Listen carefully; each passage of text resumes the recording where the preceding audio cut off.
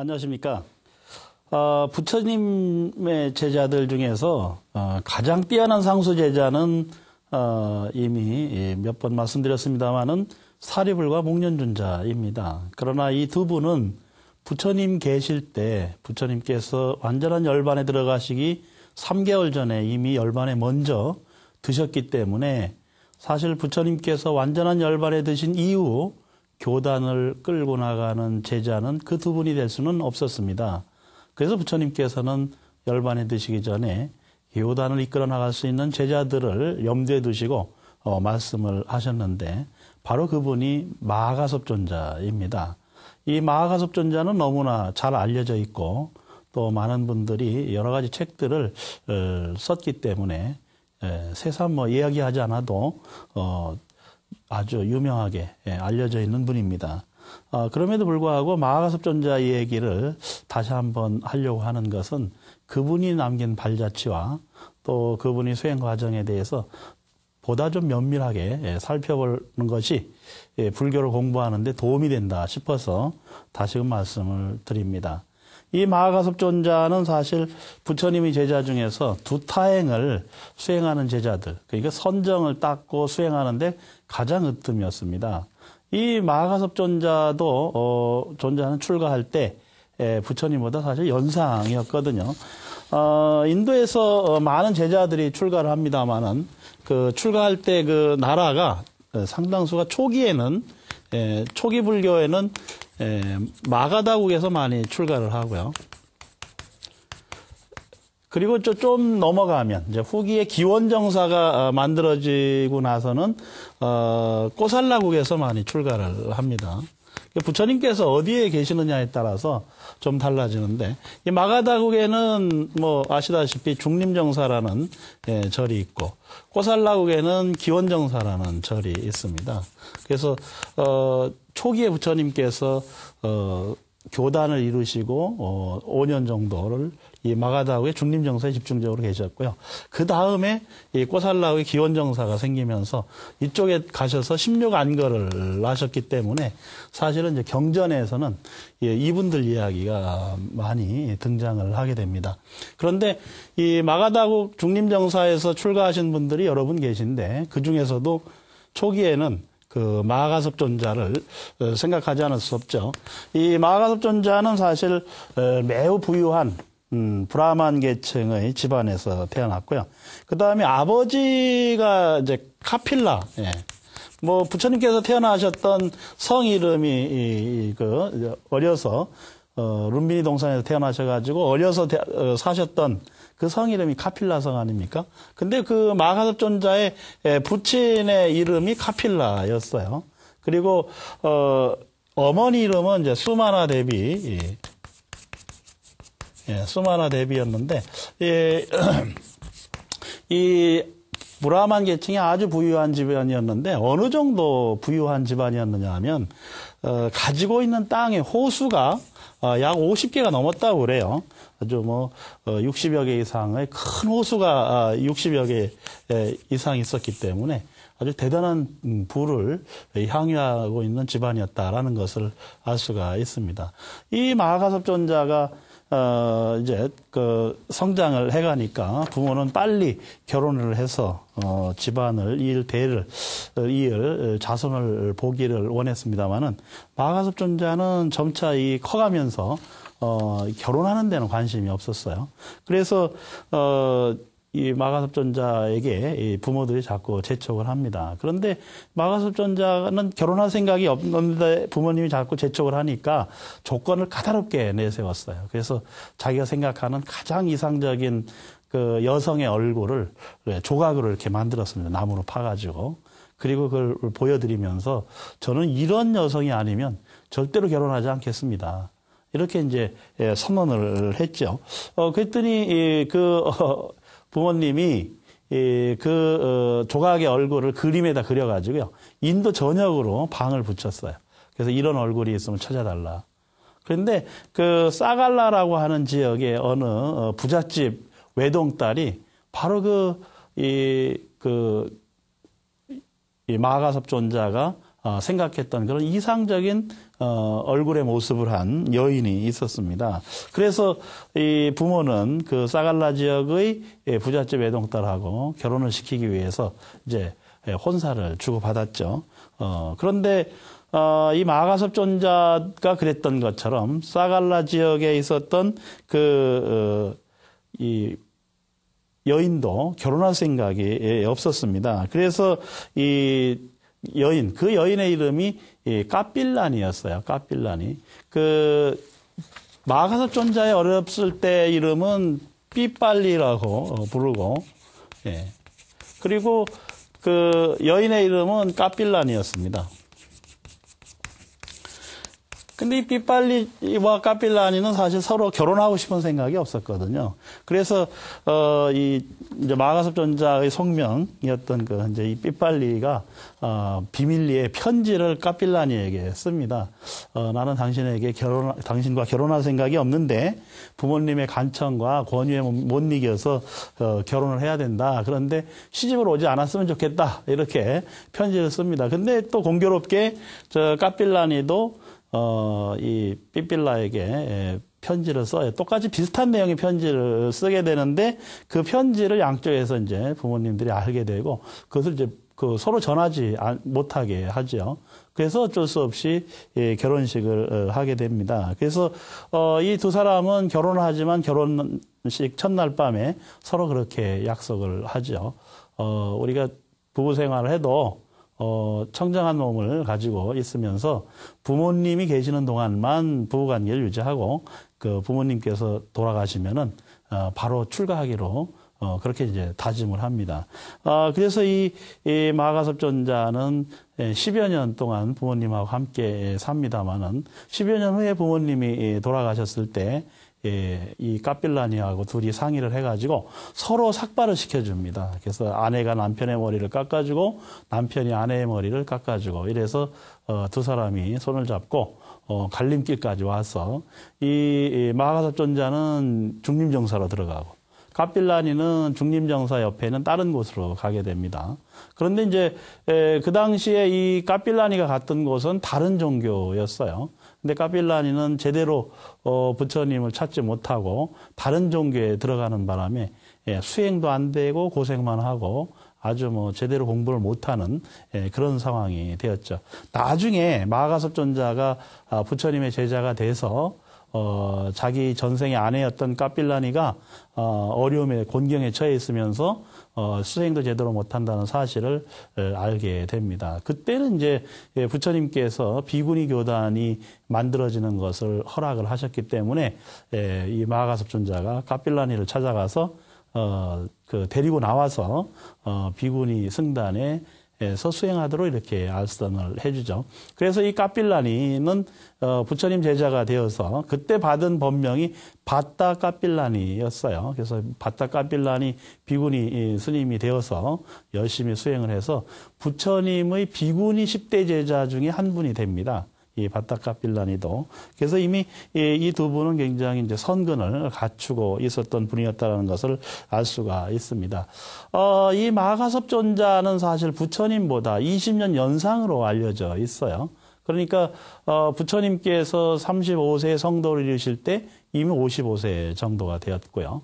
그리고 또 부처님께서 80의 열반을 세수 80의 완전한 열반에 들어가실 때 이 마가섭 존자도 존자의 나이는 100세가 이미 되었습니다. 그래서 부처님께서 완전한 열반에 들어가실 때 교단에 대한 이 책임을 맡고 그리고 20년 동안 더 수행하면서 많은 후학들을 지도하고 교단이 안정적으로 가는데 크게 기여를 합니다. 그래서 알려지기로는 이 마가섭 존자도 장수를 하셔가지고 120세쯤 되었을 때 완전한 열반에 들었다고 그렇게 알려져 있습니다.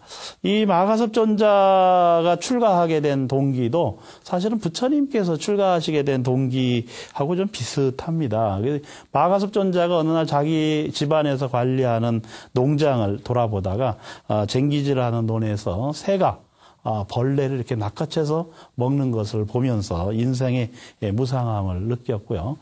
그리고 그렇게 이제 벌레가 잡혀먹는 것이 자기가 밭을 헤집어서 벌레가 새에게 잡혀먹었다 이런 생각을 하니까 결국 자기가 이 세속에서 농사를 짓고 또 사람들을 관리하고 또 돈을 벌고 하는 것이 결국 허망한 것이고 또 이 죄업을 지를 수도 있다라는 것을 깨우치게 돼서 출가를 하게 되죠.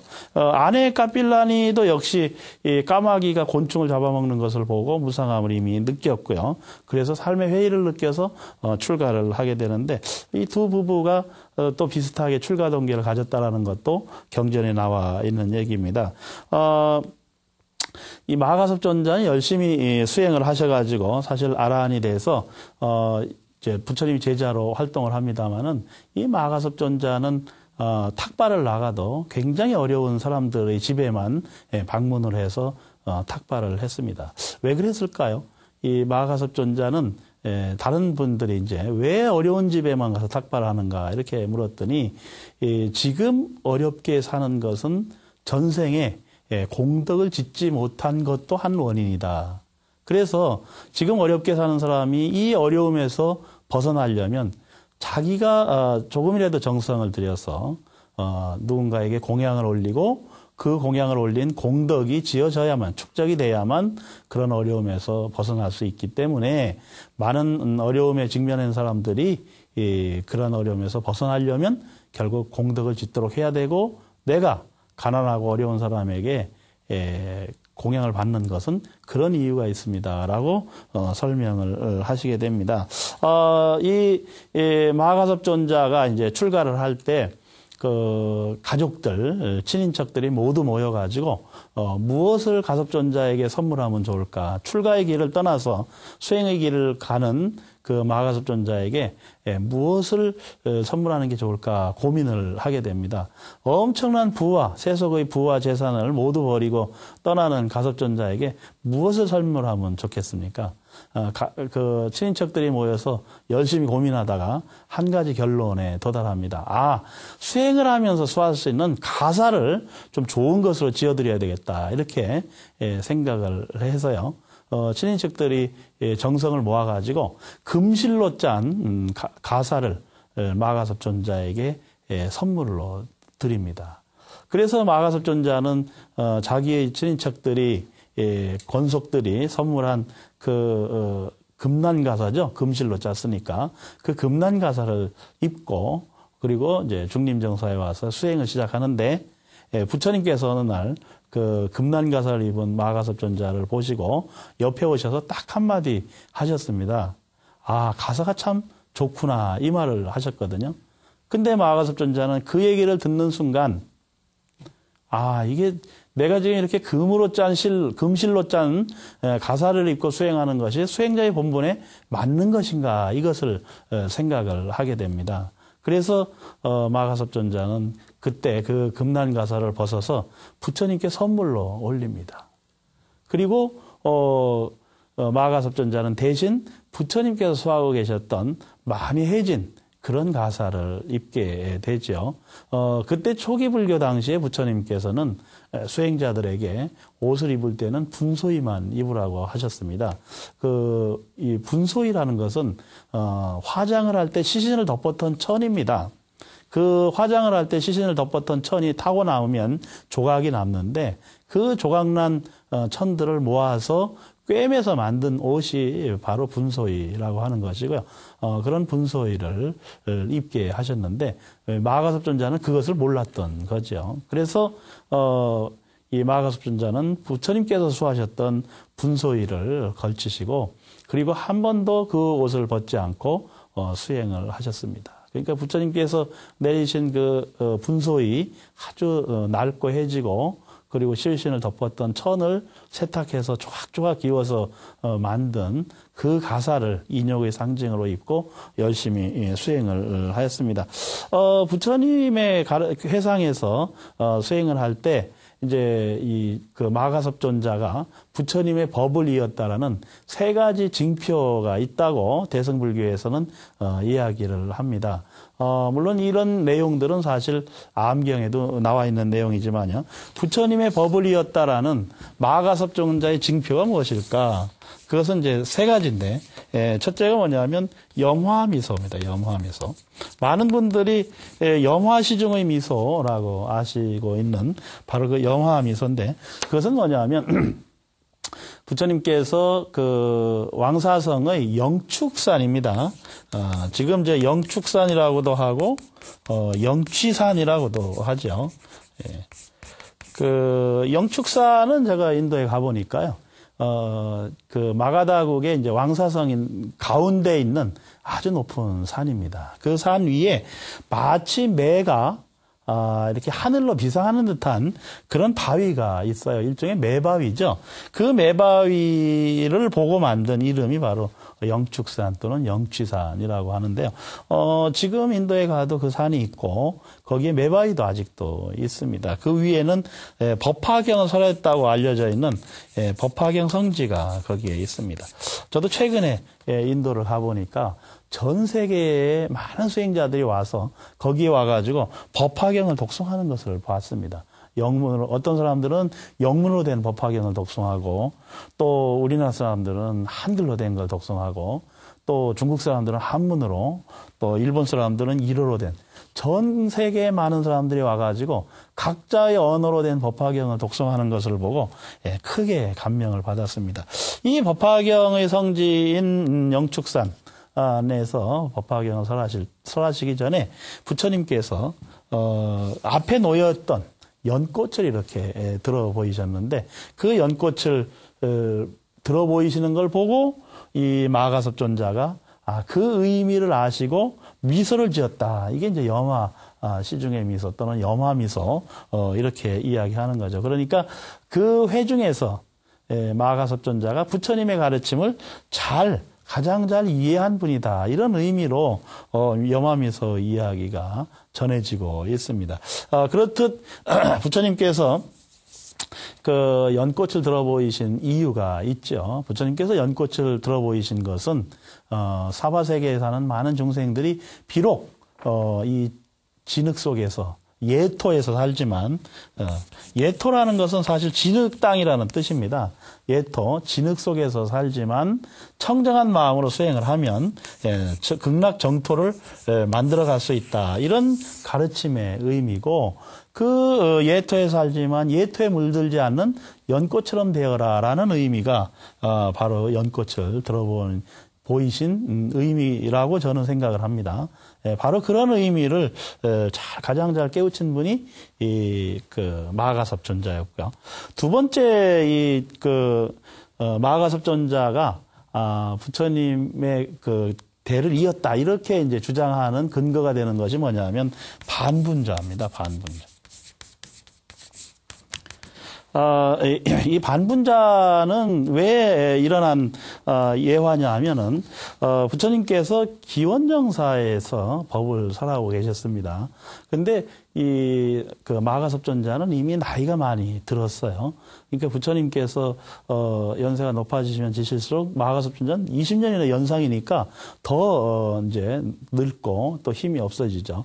그래서 부처님께서 설법을 하실 때 부지런히 걸어서 오지만 설법에 그 시작하기 전에 도달할 수가 없었습니다. 그래서 어느 날은 기원정사의 설법에 아주 늦게 도착을 했어요. 늦게 도착을 하는데 걸어서 오느라고 먼지투성이가 됐고요. 또 이미 맨발로 다니면서 옷은 다 해져서 누더기가 되고, 또 쉬지도 못하고 오셨기 때문에 기진맥진한 상태에서 마가섭존자는 부처님을 친견하기 위해서 헐레벌떡 그 기원정사로 들어섰는데요. 그런데 이 마가섭존자가 들어오니까 다른 수행자들이 거린인 줄 알고 못 들어가게 막았습니다. 그때 부처님께서 이렇게 보시니까 가섭존자가 오셨거든요. 그래서 부처님께서 안으로 불러들여가지고 자리를 내주시면서 여기에 앉도록 하라, 이렇게 말씀을 하시게 됩니다. 그래서 그 마가섭존자는 이제 처음에는 거절을 사양을 했습니다마는 부처님께서 두 번, 세 번 권하시자 그 자리에 앉으셨어요. 그게 부처님께서 깔고 계시던 이 가사로 만든 방석을 펴가지고 두 자리를 만들어서 반쪽을 나눠주셨다. 이래서 이제 반분자라는 의미가 생겼고요. 세 번째는 곽실상부라고 하는 것은 많이 알려져 있는 예화입니다. 곽실상부는 이제 부처님께서 완전한 열반에 들어가셨을 때 이 와가섭존자는 소식을 늦게 들었어요. 다른 종교인들로부터 소식을 듣게 됩니다. 그래서 그 순간 소식을 듣고 부처님께서 완전한 열반에 들었다는 소식을 듣고 또 부지런히 길을 달려서 옵니다마는 이미 너무 나이가 들고 노쇠했기 때문에 걸음걸이가 빠를 수가 없죠. 그래서 부처님이 완전한 열반에 드신 기원 쿠시나라죠. 쿠시나라의 그 쌍림수 밑에 도달했을 때는 이미 부처님께서 열반에 드신 지 7일이 지난 후였습니다. 그때까지도 사실 대중들은 다비식을 올리지 못하고 있었거든요. 마하가섭존자가 부처님의 주변을 세 바퀴를 돌고 발 아래 엎드려서 세 번 절을 하고 그리고 늦게 온 것을 참회하고 그리고 부처님을 친견하면서 눈물을 흘릴 때 부처님께서 관 속에 들어있던 발을 한쪽을 내보이셨다. 이것이 이제 곽실상부의 전설입니다. 그래서 이제 이런 세 가지 요인들이 모여가지고 부처님께서 마하가섭존자에게 법을 전하셨다. 이런 법맥이 형성이 되고요. 그런 법맥이 이제 오늘날까지도 전해지면서 또 그런 법이 28대에 이르러서 달마대사에게 전해지고 그 달마대사가 중국으로 법을 전하고 그 법이 또 우리나라에 전해지면서 불교가 전해졌다. 이런 얘기를 하고 있습니다. 물론 이런 법맥이 중요한 건 아닙니다만은 부처님의 가르침이 이 마하가섭존자를 통해서 우리나라에까지 들어오고 바로 그 법이 우리나라에 전해졌다는 의미로 알 수 있는 곳이 어디냐면 동해 사마사가 있는 두타산입니다. 그 두타산의 두타가 바로 두타수행법을 열심히 실천하신 마하가섭존자를 기리는 산입니다. 기회가 있어서 두타산 사마사를 찾으실 기회가 있는 불자님들은 이런 의미를 아시고 한번 찾아가 보셨으면 고맙겠습니다. 여러분 고맙습니다.